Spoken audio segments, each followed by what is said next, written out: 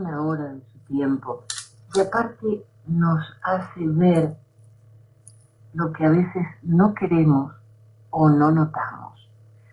La noticia no es lo que leemos, es lo que hay detrás. Y él siempre nos sabe dar la pauta de lo que pasa detrás. Así que muy buenas madrugadas, Noel, y muchas gracias. Buenas madrugadas, Jenny, profe, y a todos los que nos escuchan hoy. Gracias por esta nueva oportunidad. Noel, tengo que decir que me equivoqué. Me equivoqué lejos. Yo pensé que el nuevo presidente de Argentina era el mismo que hasta ahora como ministro de Economía la destrozó. Pero por casi 57 puntos ganó Javier Milei. No creo que te hayas equivocado tú solo. Yo también en mi apreciación yo daba el triunfo de Massa como un hecho. Hasta que en la primera vuelta era, si el Milei no ganaba primera vuelta, era técnicamente Massa presidente. Y todo marcaba esa lógica. Lo bueno es que Argentina como sociedad respondió. Una sociedad que entendió que el causante del desastre no puede permanecer en las riendas. El causante de esta última etapa del desastre no puede permanecer en las riendas de gobierno, pues.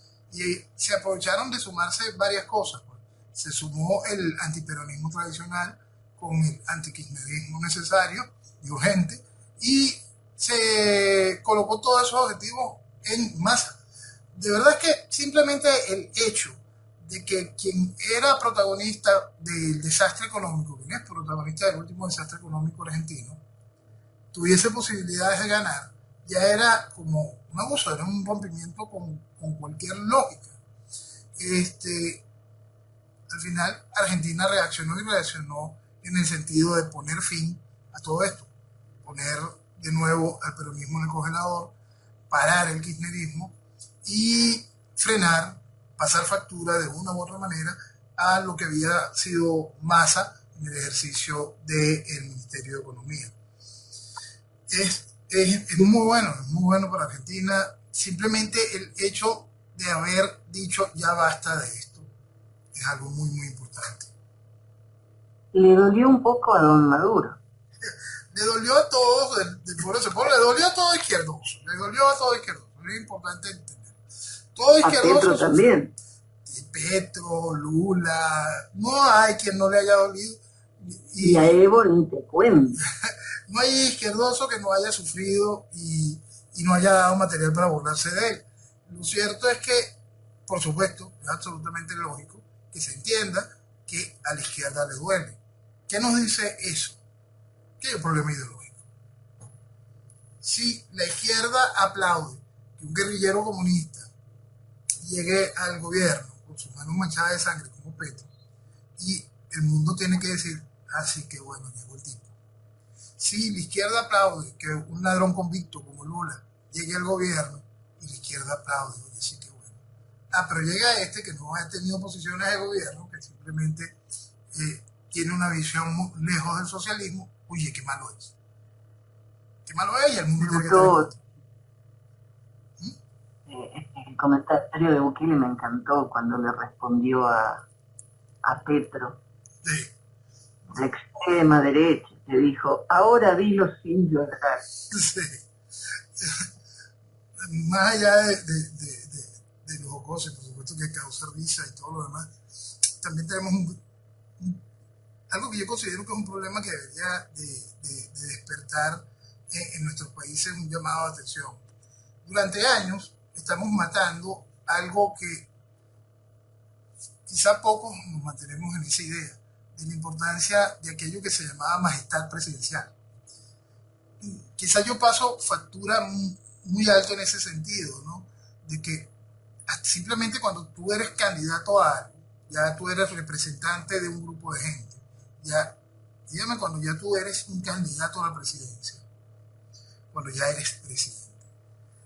Sí, por supuesto que en el estilo de Bukele y más haciendo referencia a un criminal como Petro, por supuesto, cualquier cosa se queda corta, pero el asunto es que para que exista un Petro, para que todo esto esté sucediendo en general es porque se perdió el respeto de esos dirigentes políticos que tienen opción de gobierno para con la gente. Para con la gente. A mí esto va a ser difícil, pero a mí me entristece mucho que para poder calar en la población, en algo tan importante como es la presidencia, hasta una gobernación, una alcaldía, es decir, el desarrollo social político de una nación, haya que comportarse como un payaso, haya que gritar, haya que bailar, hay que hacer el ridículo. A mí me parece muy malo que como sociedad, en todas nuestras sociedades, necesiten de eso para poder mirar a alguien que va a regir el futuro de su país y que eso le parezca correcto.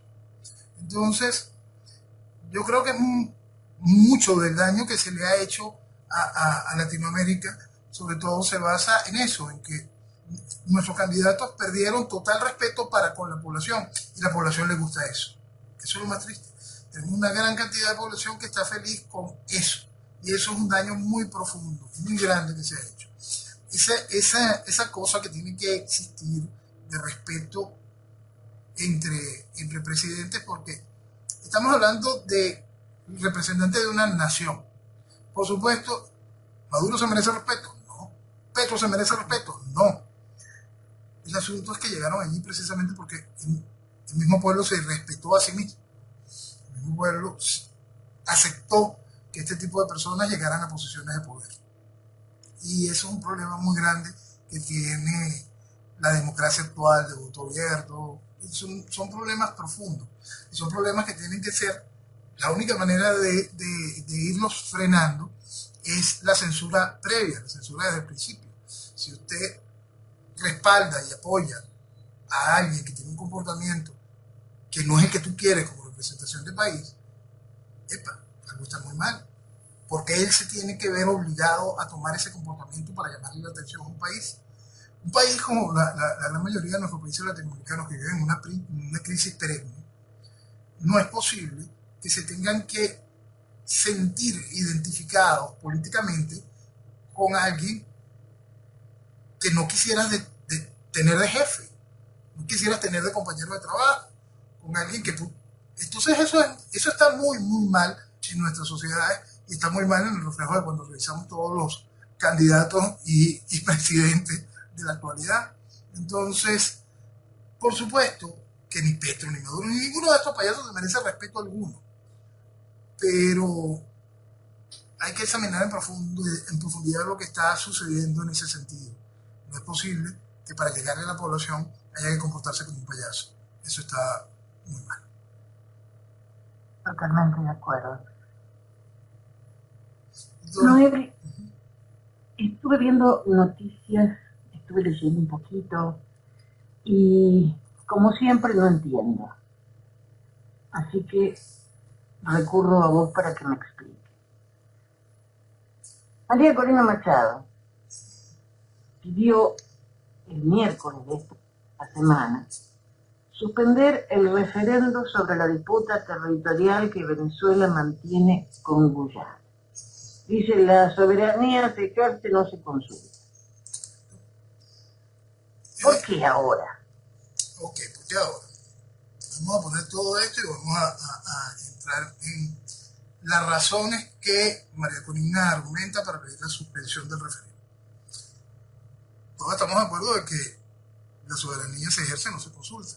Hemos hablado desde el principio lo inútil que sería lo irresponsable por parte del gobierno de pretender trasladarle a la población la responsabilidad sobre este tipo de decisiones. El librito ridículo que llaman Constitución del 99 refrenda lo que han dicho todas las constituciones de Venezuela con respecto a su espacio territorial, es decir, el gobierno, en nombre del Estado, lo que tiene que hacer es valer la soberanía. Eso es un asunto de lógica. Una persona como yo no viene y le dice al gobierno, mira, Maduro, no, porque yo entiendo el carácter ilegítimo del chavismo, yo entiendo la tiranía. Entonces, yo sé que yo vivo en tiranía, yo sé que la tiranía va a hacer lo que le dé la gana. Yo desde el principio lo que he querido es extraer la tiranía. Desde el principio, desde el primer momento, Chávez llegó y puso el proceso constituyente y yo dije, ¿qué pararlo. Chávez era candidato y hay que pararlo. ¿Por qué? Porque esto es lo que iba a instaurar. Entonces, por eso es que más allá de querer pedirle al gobierno, suspende el referéndum, algo, no, el asunto es la sociedad que tiene que entender que si quiere que la tiranía no haga lo que le dé la gana, tiene que extraer la tiranía. Ese es un punto fundamental. La tiranía va a seguir haciendo lo que le da la gana. No le importa a la gente lo que piense la gente, lo que quiera la gente. La tiranía va en sus objetivos y sus objetivos los tiene muy claro y va hacia ello. Entonces, la tiranía decidió que quiere aprovechar toda la estructura de lo que significa el referéndum, intentar no crear el país en un nacionalismo, entender que tiene que accionar, que no puede accionar porque sí, que tiene que calentar, tiene que haber un espacio de discusión nacional sobre el tema. Y la discusión nacional sobre el tema no podía ser simplemente diciendo Guyana está socavando el suelo patrio. No,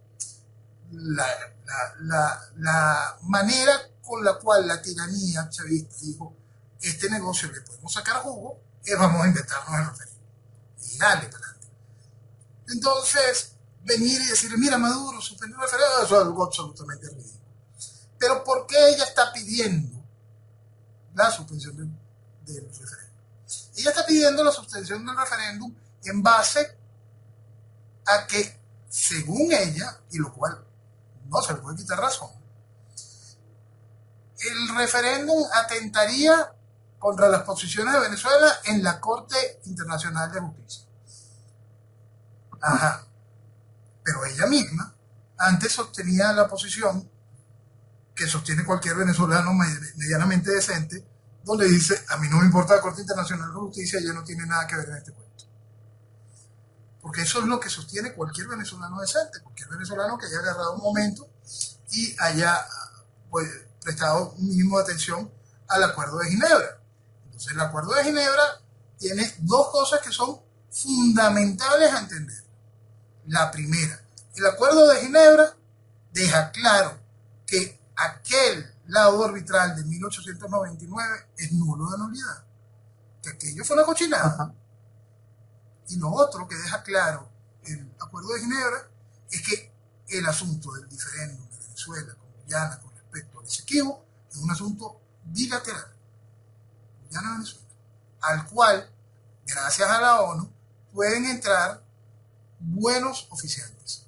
Es decir, eso quedó resumido a que puede haber un buen oficiante en la temática con respecto al problema del Esequibo. Es decir, no hay corte internacional. Entonces, igual que como señalamos, lo responsable del gobierno al haber hecho los pasos que ha ido dando en la corte internacional, es una estupidez venir a argumentar que hay que suspender el referéndum porque nos hace daño frente a lo que se está manejando a nivel de la corte. En el caso de María Corina simplemente es una muestra más del festival de incoherencia constante, es lo normal, eso no debería de sorprenderle a nadie, es decir, es María Corina siendo María Corina. En el caso del resto de los que no han entendido que cuando usted viene y dice vamos a aceptar que la Corte Internacional ahora meta su cuchara en esto, estás destrozando el Acuerdo de Ginebra. Por lo tanto, estás convalidando el laudo arbitral de 1899. Porque de eso se trata la ley, la justicia y los hechos. Usted toma el paquete y con ese paquete muere. Si el paquete le trae beneficio a usted, usted defiende ese paquete a la muerte. Si el paquete no le trae beneficio a usted, por supuesto, desecha el paquete, que es lo que hace Guyana. Entonces, cada vez que alguien argumenta desde su profunda estupidez que el problema del referéndum es cómo lo va a tomar la Corte Internacional, es porque no entiende absolutamente nada de lo valioso que es que en el Acuerdo de Ginebra se dejase claro que esto es un asunto bilateral. Lo que pasa es que como ella hay demasiada gente que no tiene cerebro, gente que simplemente se tomó hoy la gracia de estos asuntos de cortes multinacionales son los que hay que respetar. Esa misma tipo de gente que decía, no, ya vino el fiscal de La Haya, este es el que va a poner orden, se va a llamar Maduro. Gente que no tiene el más mínimo cerebro, le meten al país la idea de que esto es una decisión de negociación jurídica. ¿Alguien puede pensar un solo segundo sobre la actualidad internacional real de Venezuela en un tribunal como la Corte Internacional? ¿Qué crees? ¿Que la decisión beneficiaría a Venezuela? ¿Alguien puede pensar hoy en día que frente a los intereses económicos extraordinarios que significa en petróleo y otras inmensas riquezas que están en el Esequibo y en el mar territorial que le pertenece a Venezuela, eso no va a cambiar, no va a inclinar la balanza a favor de Guyana, es decir, en contra de Venezuela? Quien piense que eso no es así, que ellos se van a tener a lo que dice nuestro librito ridículo, lo que dice la Constitución, el hecho histórico de que la frontera de Venezuela, la soberanía de Venezuela, es a lo que se decía la Capitanía General de Venezuela. Si creen que alguien respeta eso allá afuera, es que no hay nada en la cabeza de cada uno de esos idiotas que van repitiendo cada una de esas pendejadas. Por eso es que nosotros no podemos soltar nada del Acuerdo de Ginebra. Nada. Es a partir del Acuerdo de Ginebra donde tienen que venir las discusiones reales sobre la solución de la posición del Esequibo. El resto simplemente... Explicaste los dos puntos fundamentales, discúlpame. Es que son los únicos dos puntos. Anular el NABU, claro, y establecer una relación negociada entre los dos países, no entre cualquiera. Y menos un tribunal.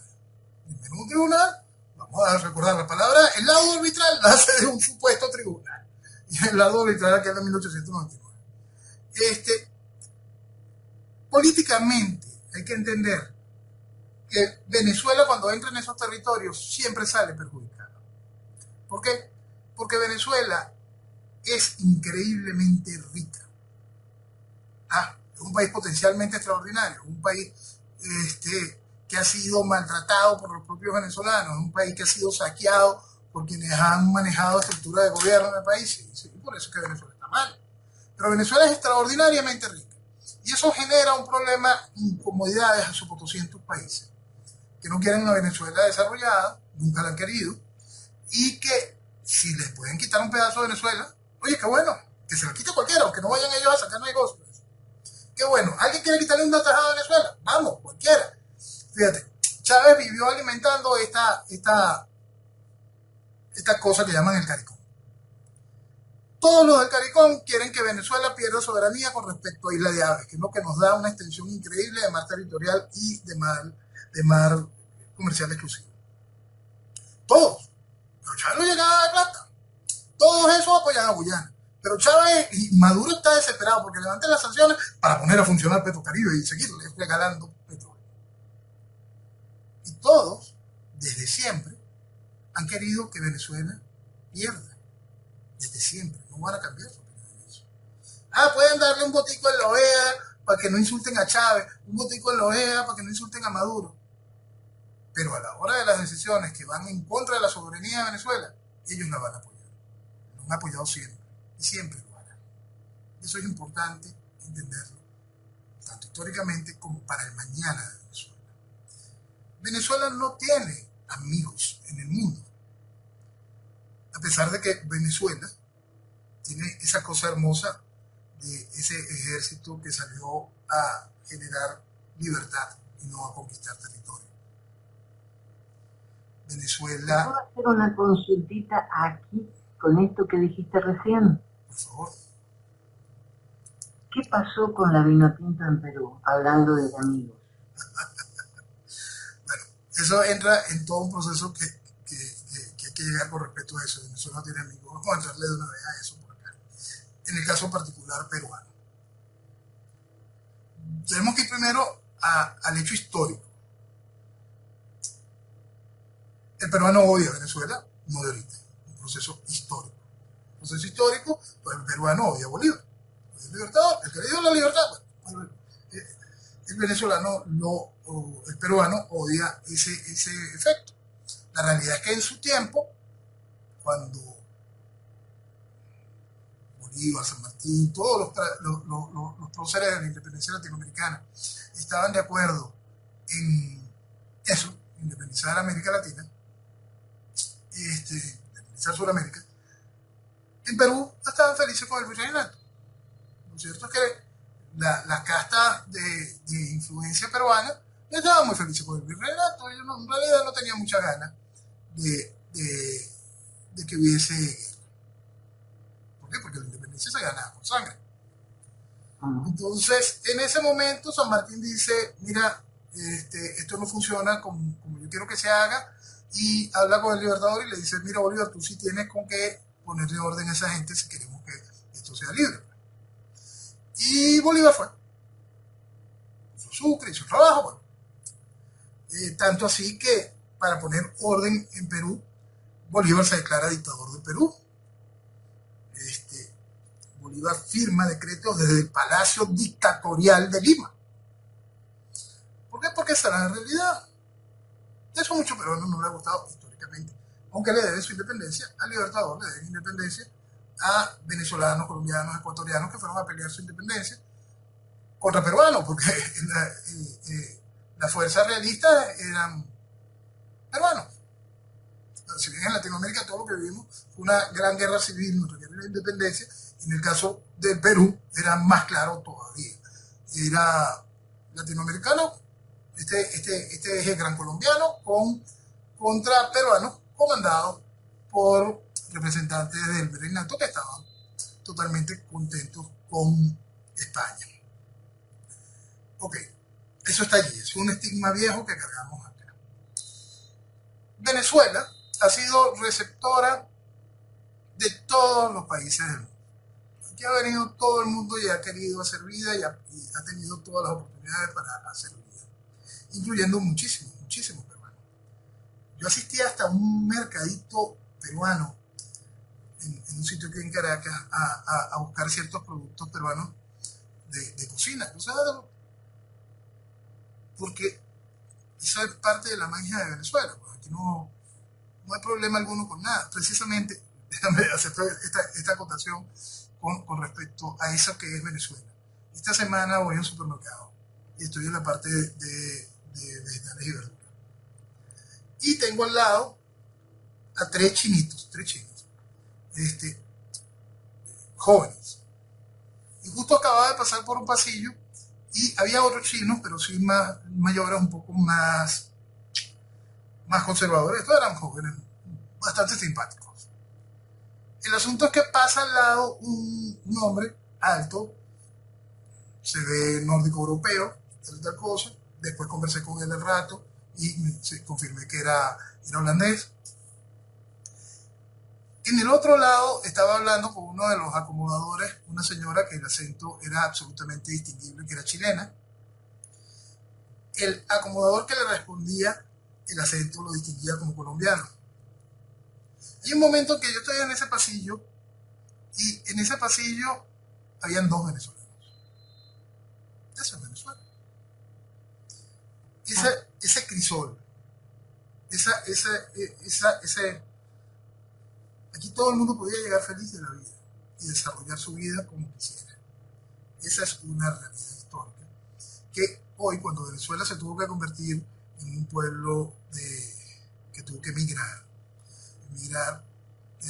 porque hay una tiranía comunista destruyendo al país de una manera tal que ha generado esta hemorragia de venezolanos que ha cubierto América, una hemorragia que lo pone como la crisis de refugiados más grande de este siglo, supera a países con guerras abiertas como Siria, guerras abiertas como Ucrania.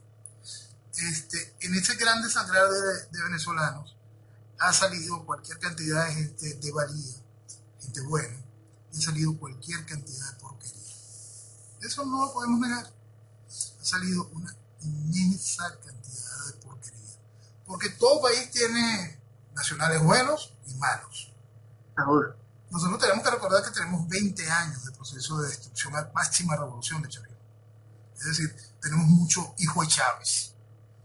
Ajá. Gente que nació y fue envenenada, que ha llevado embrutecimiento y envilecimiento. Es decir, de eso también el gobierno se ocupó, no solo de los que se iban por su pie, sino el gobierno los mandó direccionados a que generaran un proceso que yo lo he definido como que el chavismo vino a destruir a Venezuela y al venezolano. Porque el daño que se le ha hecho a la imagen del venezolano de bien, que en su momento salió y logró interconectarse y recibía en cada uno de estos países halagos, abrazos, oportunidades, era valorado. Ahora simplemente también tiene que cargar con el estigma de todo el mal venezolano. Entonces, llegando al hecho del juego de fútbol. Por primera vez en mucho tiempo la Vinotinto tiene real oportunidad de clasificar al Mundial. Estamos todavía lejos, pero debido a que en este Mundial participan muchas más selecciones, el cupo de América Latina creció, entonces es muchísimo más factible, y más como viene jugando la Vinotinto, que Venezuela pueda pasar y entrar por fin al Mundial. En cambio, Perú, durante toda la eliminatoria, le ha ido muy mal. Realmente, le ha ido muy mal, está un poquito más abajo que nosotros. Eso ya genera un proceso de incomodidad. Incomodidad que el venezolano que está allá lo hizo sentir. ¿Por qué? Porque simplemente es fanatismo futbolístico, todo lo que me gusta, y yo voy a hacer mi bochinche al respecto. Es tal la cantidad de venezolanos allá, que se calcula sobre 1,000,000 y pico de venezolanos en Perú,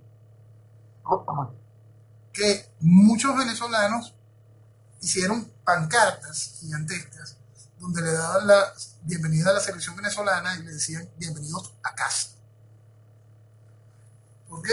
Porque lo que se sentía era que estaban en Venezuela, que estaban llegando, porque lo que había eran venezolanos hasta el siglo.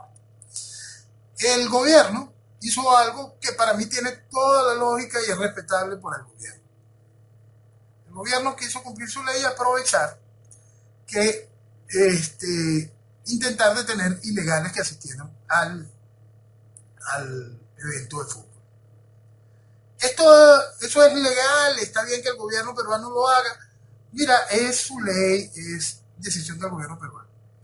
Está muy mal en el hecho de que no se está valorando el carácter del venezolano como refugiado, el carácter de lo que está viviendo Venezuela. Sí, eso es otra cosa.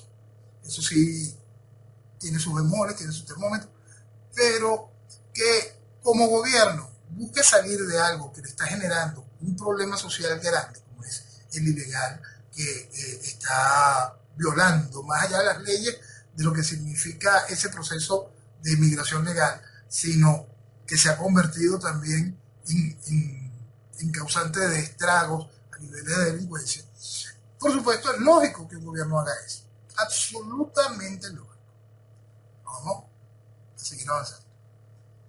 Dentro del estadio, de una vez existían los choques, pues el rechazo hacia el venezolano, eso de que se sintiera en el estadio de que quien era casa era Venezuela y no Perú, de que la selección contara con tal nivel de respaldo y de euforia. Pues repetimos, por primera vez Venezuela tiene reales posibilidades de calificar al Mundial, entonces eso, por supuesto, llena de esperanza a mucha gente que siente eso y la alimenta, pues, y más para el venezolano que está lejos de casa, es una manera increíble de conectarse. Lo cierto de todo esto es que después de que el juego culminó en empate, la selección venezolana quiso rendirle un agradecimiento al público venezolano. Y la selección se acercó a la orilla donde estaba el público y empezaron a quitarse las franelas y a intentárselas regalar a su público. Y fueron la selección, los futbolistas reprimidos por la policía. Reprimidos por la policía y de una manera donde se ve una carga de violencia y una carga de animosidad grande. ¿Eso es xenofobia? Sí, eso es xenofobia. Lo que hizo el gobierno antes de aprovechar de agarrar a los ilegales, no, eso no es xenofobia, eso es de las acciones normales que cualquier gobierno haría. Lo que dijeron unos comentaristas, supuestos comentaristas deportivos en un programa haciendo referencia a mujeres venezolanas.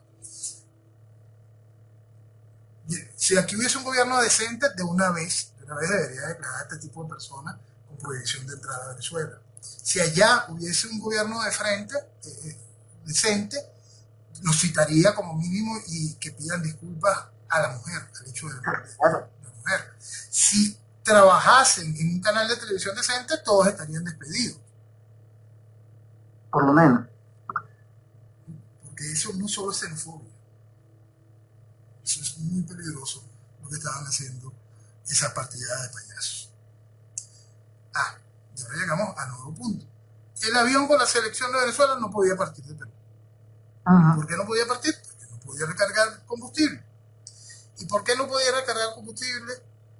Después de que la situación subió de tono, la Cancillería peruana dijo, esto es un asunto comercial, alguien no ha pagado una factura. Y con eso la Cancillería peruana se alejó del problema. ¿Qué es lo cierto? Eso hubiese pasado en una relación normal, en una Venezuela que no estuviese cargada con el novio actual. Por supuesto que no. Por supuesto que no. Entonces hay odio, hay una xenofobia estimulada por mucho mal venezolano, estimulada por mucho peruano inconsciente, personajes despreciables, como hoy veía un video de Tauro Malá, el hermano de Ollanta, que fue presidente de Perú, que es un personaje increíblemente despreciable, nefasto para Perú. Imagínense para el resto de Latinoamérica, imagínense para Venezuela, por la cual siente odio histórico. Entonces, ese tipo de mensaje cala en mucha gente que, como en cualquier nación, tiene su buena cuota de resentido y su buena cuota de gente que simplemente quiere comportarse como animales. Es decir, como un tabú. Entonces, eso va generando más odio y más problemas, más posibilidades de conflicto. Conflictos que se ven también reflejados en Chile, conflictos que se ven reflejados en Panamá, que no son países que tengan ese odio histórico que tiene que tiene Perú contra Venezuela, sino que la realidad de cómo estamos, de este desangrar, de esta invasión que hemos hecho de sus países, por la necesidad que estamos viviendo, por supuesto que le genera grandes inconvenientes. Muchos de esos inconvenientes porque mucho del venezolano que salió tiene capacidad, estaba preparado y fue tomando sus espacios. Tan sencillo como eso. Igual que cuando aquí llega gente muy preparada, como otros países, cuando llegaba gente, sí, muchos venezolanos eran desplazados. Eso sucede en todos lados. Es histórico. Entonces, el asunto es que vamos a ampliar a eso aparte y poder empezar a mezclar también ese asunto de Venezuela no tiene amigos. Y vamos a abrirlo hacia el espacio de la cantidad de venezolanos que están siendo deportados. Eso es bien interesante para colocarlo. Porque en una situación como la que estamos, países como Alemania deportan venezolanos. Porque Alemania, que tiene un gran problema con la inmigración musulmana, porque Alemania, que necesita supuestos inmigrantes que trabajen y ayuden a cubrir el deficiente poblacional que tienen, no quieren venezolanos. Además somos católicos, cristianos, es decir, no somos musulmanes. Las costumbres de un latinoamericano siempre van a poder ser más fáciles de adaptar que las costumbres de un africano musulmán, de un árabe. ¿Y por qué sucede eso? ¿Por qué sucedió en Islandia? ¿Y por qué está sucediendo eso ahora en países que no son estos que fueron invadidos por oleadas y oleadas venezolanas? Está sucediendo porque cada momento en que se legitima más Maduro, hay menos razón para pensar que Venezuela tiene problemas. Es decir, si Venezuela va a ir ahorita a una campaña electoral nuevamente y tiene una esperanza mágica en un candidato y todo está listo para que pueda haber elecciones limpias y este candidato traiga de repente, así como si nada, la tiranía sale, es decir, el problema no es grave. ¿Qué hacen estos venezolanos aquí? ¿Por qué los vamos a recibir? Vamos a aprovechar, señores, ustedes tienen un país que está muy bien. El gobierno de Venezuela firmó un acuerdo en Barbados donde dice que todo eso es una maravilla y está respaldado por la oposición y por la administración Biden. Entonces, ¿qué problema hay? Ninguno. ¿qué problema tienen ustedes? Ninguno. Cada vez son más legítimos. Cada vez todo está mejor en Venezuela. Todo es una maravilla. Váyanse a su país. Entonces, esto que estamos viendo ahorita, que todavía es un poquitico de Alemania, estamos viendo lo de Islandia, estamos viendo los intentos de freno que ha ido colocando los Estados Unidos, se va a multiplicar. Se va a multiplicar y mucho. Porque a medida que avance la campaña electoral en Venezuela, significa que todo está muy bien en Venezuela. Y no hay razón. A medida de que se levanten las sanciones, no hay razón para que los venezolanos estén huyendo de Venezuela, aunque no paran de huir. El asunto es que ya no tienen a dónde ir. Entonces, hay que hacerse muchísimas preguntas con respecto a ¿Venezuela tiene amigos? Venezuela históricamente no ha tenido amigos. Venezuela tiene esa cosa maravillosa que es esta tierra que es magia pura, que causa envidia en muchos. Muchos quisieran ver a Venezuela eso, cada vez más recortada. Venga a Venezuela sufriendo, oye, qué bueno, nada que sufra. Y eso es una gran realidad. Por eso es que los venezolanos tenemos que luchar por Venezuela. El venezolano tiró a Venezuela pérdidas mucho, por eso es que tenemos 8 millones y pico de venezolanos afuera. Cuando la situación de Venezuela es un hecho político-ideológico, no es un problema ni siquiera es la etapa final de la política, que es la guerra. No, simplemente es un hecho político-ideológico donde se está instaurando una tiranía comunista. Pero eso es así desde 1999. Ese proceso de destrucción de Venezuela en lo económico no es de aquí, es de 58 para acá. Porque si en Venezuela se hubiese hecho lo correcto con lo que ingresaba durante los años de la pseudodemocracia, y después de que el petróleo multiplicó su valor, Singapur sería una cosa que envidiaría a Caracas, envidiaría a Venezuela. No por maldad, sino por querer llegar a ese nivel. Pero eso en Venezuela no se hizo. Venezuela simplemente se dedicó durante la pseudodemocracia a robar, a abrir la puerta de Venezuela, a regalar dinero, todas esas cosas maravillosas políticamente, que lo que dejaron fue a Venezuela un estado tan mal, tan deplorable, que el país cometió el suicidio de votar por algo como Chávez. Porque Chávez solo es una consecuencia de aquellos años que vinieron del 58 para acá. En todo este proceso, por supuesto,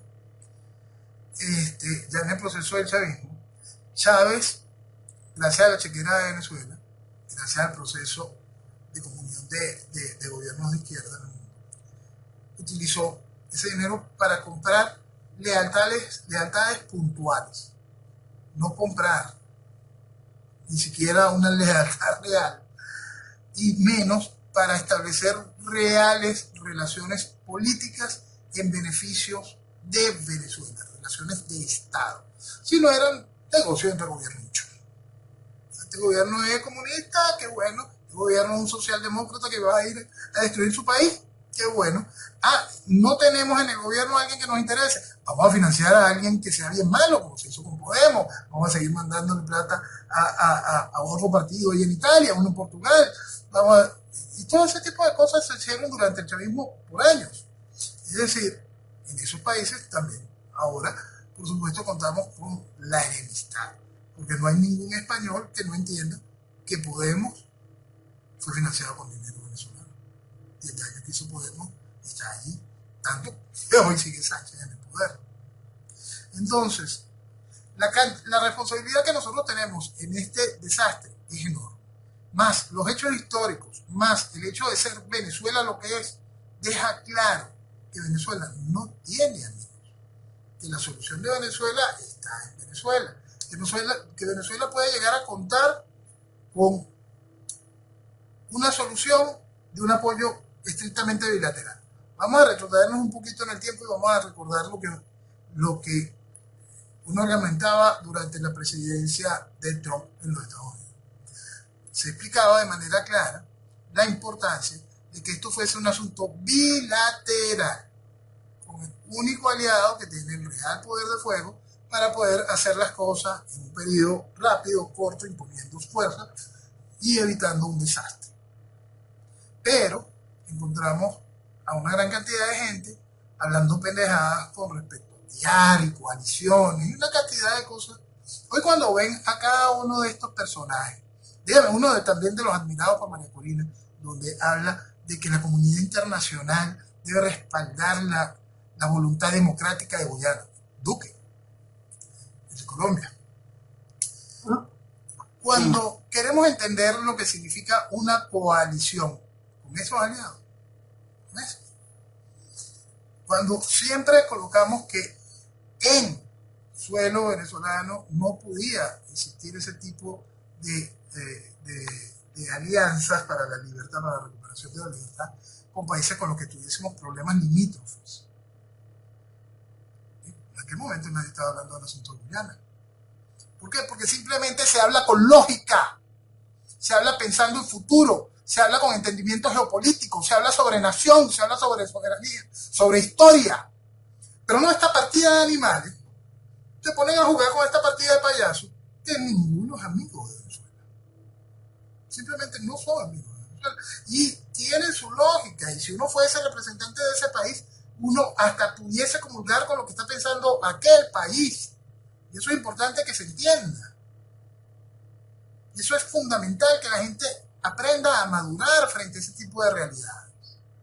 Entonces, por supuesto, Venezuela, que tiene una increíble capacidad de desarrollo, una increíble capacidad de crecimiento, quizás de los pocos países que en tiempo rápido pueda, quizás pudiese ser hasta un fenómeno histórico de que se escriba mañana, como se escribía el milagro alemán, como se escribía cualquier cosa de esta, el milagro japonés. Venezuela pueda protagonizar un gran milagro, un desarrollo de nación, si logramos extraer la tiranía, si se hace lo correcto para extraer la tiranía. Eso tampoco le gusta a mucha gente. No le gusta ni a nuestros vecinos, ni a otros países que sientan que el peso de Venezuela les vaya a quitar espacio. Por eso es que esta es una decisión estricta de los venezolanos. Y como Venezuela tiene el con qué, Venezuela puede hacerlo. Es una decisión de los venezolanos. Y tenemos que aprovechar todos y cada uno de los mecanismos que permiten que sea Venezuela quien lleve su voz. Es decir, nosotros no podemos aceptar a la Corte Internacional de Justicia en el asunto que nos deja claro el Acuerdo de Ginebra, que no tiene nada que ver. Nosotros no podemos ir contra el Acuerdo de Ginebra porque estaríamos revalidando el laudo arbitral de 1899. Entonces, si nosotros entendemos algo de política, si nosotros entendemos algo de geopolítica, de historia, de leyes, de razones, no podemos acompañar a quienes están preocupados por cómo se va a ver en la Corte Penal Internacional, en la Corte Internacional de Justicia. Es increíble que esto sea tan necio tener que explicarlo. No a la gente por supuesto necesita explicaciones, necesita las herramientas. Pero cuando tú estás viendo a dirigentes políticos, a personas que cuentan con algún tipo de autoridad política y de representación nacional, argumentar esa, y sabes que esa persona se muestra como posibilidades de país de mañana, o le muestran, vamos a suponer si Venezuela, si el chavismo decide, sí chica, vamos a jugarnos al chamorrazo, y vamos a dejar que esta gane. Con tal, el país va a ser ingobernable, nos volvemos a montar un ratito. Es que no es que va a ser ingobernable, sino simplemente se hunde más rápido que el Titanic. Porque quien esté pensando con eso, con esa idea, sin entender el mínimo de la realidad, eso asusta. El mexicano Benito Barrera. Eso asusta y asusta muchísimo, muchísimo. Estabas tocando de España. España no está nada feliz con todo lo que está pasando. No, para nada. Ahora también cambiaron la tipografía, el Congreso, cambiaron el símbolo. ¿Por qué siempre se les da por eso? Porque hay que destruir la identidad de un país. Fíjate, en lo que hicieron hoy con el símbolo del Senado, español es una barbaridad, por cierto. Quedó bastante similar al símbolo de la Asamblea Nacional, el mismo tipo de dibujo y el color rojo. Por supuesto, por supuesto. Y va en contra en el caso de España, va en contra de su historia y su identidad como reino. Va en contra de la heráldica y todo ese esquema de historia. Tú sabes que una de las cosas que a uno le hizo sonreír cuando el primer gobierno de Piñera, una de las cosas que hizo Piñera empezando el primer gobierno fue traer de nuevo a la imagen de la presidencia de Chile el escudo tradicional, el escudo de armas tradicional chileno. Porque Chile durante una etapa de los gobiernos de la concertación desechó el escudo de armas y puso un logo corporativo, una imagen X. Y eso no hablaba de país, no hablaba de historia, no decía absolutamente nada. Y Piñera rescató el escudo de armas de Chile. Hoy lo que está haciendo España es aquello precisamente, intentar destruir historia. Mañana vendrá alguien y la rescate. Ojalá y ese mañana sea pronto. Porque la historia tiene que servir de base para el futuro. Si uno no entiende de dónde viene, no sabe para dónde va. Por eso es que el chavismo hizo todo lo posible para destruir la historia y la identidad del venezolano. Por eso es que el chavismo jugó poniendo una estrella más en la bandera, punteando el caballo, montando motes, cambiando nombres a estados, haciendo cualquier cosa que busca eso y destruyendo la identidad histórica del venezolano. Eso que está haciendo, que está sucediendo en España, va acorde a ese mismo proceso. Por eso la revolución es una sola, un proceso de ir minando y destruyendo la identidad de sus nacionales. Con lo de Sánchez en España, que lo que pasa es que los acontecimientos siempre nos han ido llevando por el medio, con eso dejamos claro lo que hablábamos en el 2018, de que Sánchez venía a la destrucción de España, que se iba a asociar con lo peor de España, con el separatismo, con todo este tipo de cosas. Y por supuesto eso bastó.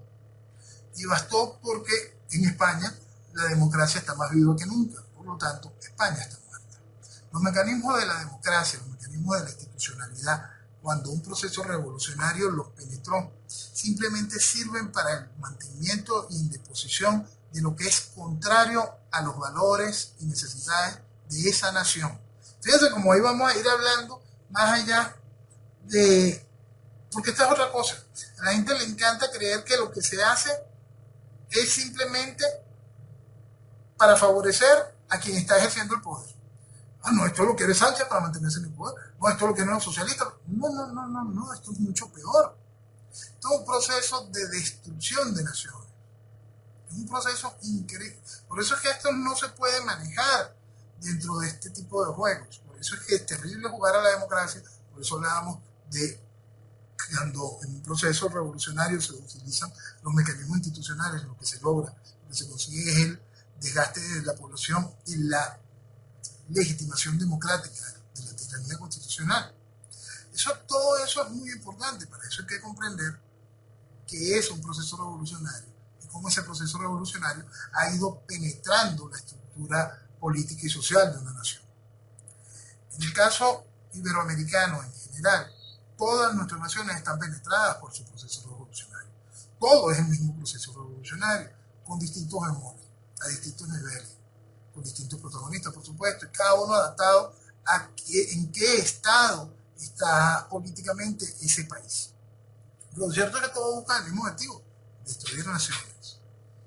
Es bueno que se vaya entendiendo ese tipo de realidades para poder comprender de verdad los mecanismos que permiten la reconstrucción del país.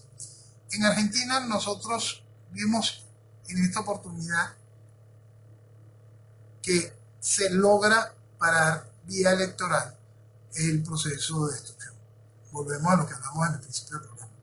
Es que es absolutamente impensable de que algo como Massa pudiese ganar, por todo lo que representa Massa. Simplemente era absolutamente impensable, pero ahí estuvo, dando la pelea hasta el último momento. Y todos pudimos sacar la cuenta de que contaba con altísimas posibilidades de que ganara. Cuando Macri ganó hace ya unos años, alguien me preguntó, Noel, ¿por qué no estás celebrando el triunfo de Macri? Yo le dije, mira, qué bueno para Argentina, qué malo para Venezuela. Me preguntaron, ¿por qué es malo para Venezuela? Porque se lo van a creer. Se van a creer que es posible que en Venezuela, con el voto, tú puedas salir del proceso que tiene el chavismo. Por eso hoy nos enfrentamos a esta terrible realidad y fue un comentario que hice en las redes sociales en ese mismo momento. El gran problema de lo que va a vivir Venezuela con el triunfo de Milei en Argentina es eso, que el venezolano se lo va a creer. Y le van a convencer al venezolano que con la fuerza, que con la fuerza de la gente, el voto, que si custodiando las mesas, que si haciendo esto, puede haber algún tipo de cambio político electoral en Venezuela. Se lo van a creer. Y eso nos ha hecho muchísimos años con todo y cada uno de los eventos electorales. Lo gracioso es que en los eventos, tanto el de Macri como el de Milei hoy, fueron cercanos a procesos electorales en Venezuela, es decir, funcionaron como el combustible que el gobierno ha necesitado para legitimarse más. No, la última pregunta, porque ya casi no nos queda tiempo. ¿Por qué en América la corrupción se acepta? Eso es algo que tiene, yo lo logro explicar al final del cuento, pero explicar el desarrollo es difícil, ¿no? El final del cuento es que el latinoamericano no juzga la corrupción. Ese es el final del cuento y eso podemos entenderlo históricamente. Eso podemos entender históricamente y no importa el país latinoamericano. Y este es el ejemplo de Lula en Brasil. Y Cristina en Argentina. Carlos Andrés la vuelta aquí. El latinoamericano no juzga la corrupción. ¿El por qué no lo hace? Es un fenómeno histórico que puede tener cualquier cantidad de explicaciones, muchas de ellas independientes a cada uno de los países, muchas de ellas a un fenómeno histórico que quizá nos venga desde los tiempos de la colonia, lo que sea. Intentar encontrarle ahí esa raíz está bien complicado. Y eso va en contra de la necesidad de hacer las cosas correctas. Hay un gran problema cuando nosotros queremos entender por qué nuestras sociedades son tan fáciles de ser arreadas. Claro, pues son sociedades mesiánicas. Es decir, todo Occidente es una sociedad mesiánica. Entonces, vamos a cambiar el punto. Si usted quiere desmontar el mesianismo político de una sociedad, pretender hacerlo desde fuera del gobierno es un imposible. Ya en el gobierno usted puede empezar a enseñarle a la población a que odie a la corrupción, a que juzgue a la corrupción. Sí, eso lo puede hacer. Pero desde afuera, la población no lo va a entender. Primero tiene que ejercerse un gran cambio social, donde la gente se vea involucrada en ese cambio, donde se vea y sienta el accionar político. Recordar aquellas palabras de Lee Kuan Yew. Si quieres arreglar esto, tienes que estar consciente de que vas a tener que poner preso a tus familiares y amigos. Entonces, esas son realidades de cómo se detiene y se enfrenta realmente la corrupción y permea eso en la sociedad y las cambia. Noel, te agradezco como cada semana que nos acompañe, especialmente en esta semana que tuvimos el jueves, el Día de Acción de Gracias, que eso realmente tendría que ser un día mundial. Sin duda, sin duda. Porque es tan lindo pararse un día y decir gracias. Y a pesar... Sí. No, para mí me parece una fiesta muy, muy hermosa y es eso, tiene ese calor de ese, no solo es el reencuentro familiar que brinda la oportunidad, sino ese reencuentro interno con lo que significa ese dar gracias a la vida, gracias a la oportunidad de encontrarnos. Esa maravilla debería ser simplemente un día mundial. Y porque a pesar de los pesares, siempre hay algo por lo que dar gracias. Sí. Lo triste es que perdamos de vista ese algo. Así es. Noel, te agradezco. Para la semana que viene, Dios mediante, volvemos a charlar. Amén. Si Dios quiere, nos encontramos la semana que viene. Señores, muy buenos días y que viva Venezuela. Viva Venezuela. Y nosotros nos despedimos ya Nos reencontramos, si Dios quiere, el próximo sábado a la medianoche. Gracias, muchas gracias por escuchar este programa desde hace casi 30 años. Que tengan un día maravilloso.